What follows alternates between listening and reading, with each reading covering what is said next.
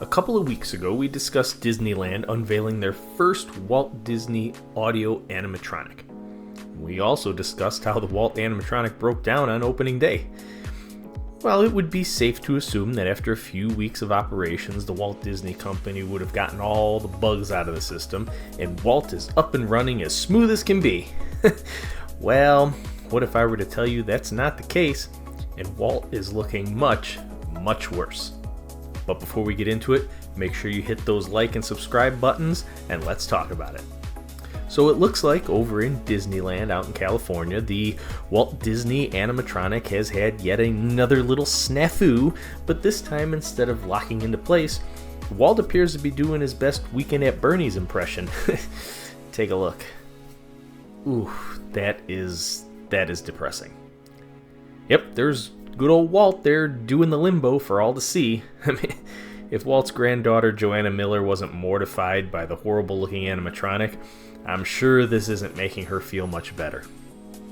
And it's easy to dump on Disney, especially with some of their decisions lately, but I think this whole thing just needs to be scrapped. If the Tiana animatronic breaks down, which it does quite often, it is what it is. It sucks that you pay this much to go to these parks and things don't operate properly.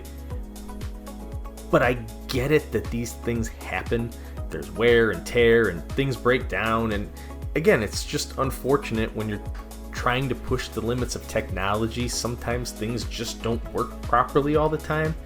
But when you're trying to make an animatronic of somebody who actually existed, a real life historical person, and something like this happens, I mean, that's disturbing, and I can't imagine what the family of Walt Disney thinks of this, because it just keeps getting worse.